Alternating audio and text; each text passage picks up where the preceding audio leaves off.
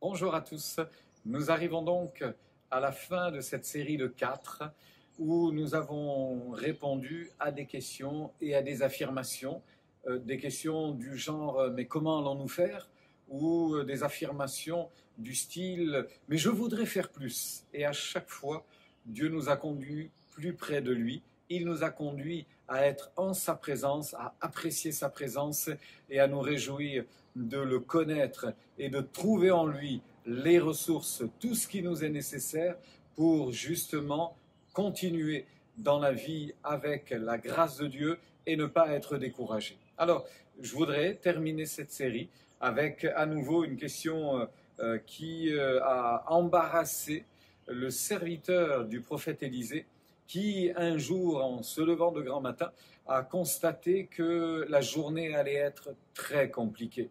Il y avait une armée qui s'était postée dans les contours, sur les collines, autour de la maison du prophète Élisée, et on a grandement peur. En tous les cas, cet homme a grandement peur, et il va se tourner vers Élisée en lui disant « Mais qu'est-ce qu'on va faire? Comment est-ce qu'on va s'en sortir maintenant ?»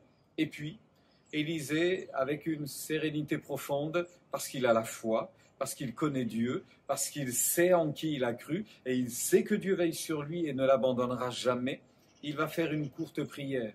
Et pour répondre à la question de ce serviteur qui lui dira « Mais comment allons-nous faire? Comment allons-nous nous en sortir ?»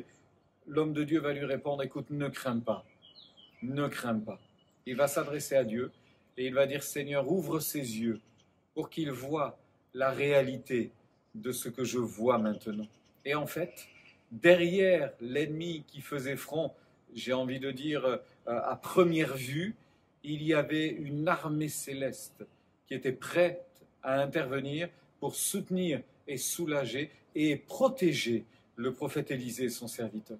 J'aimerais vous dire que nous qui vivons dans un monde bien réel, nous sommes entourés d'un monde invisible et surnaturel et spirituel, mais pour l'enfant de Dieu que vous êtes, pour le croyant que vous êtes, vous avez également la certitude que Dieu veille sur vous.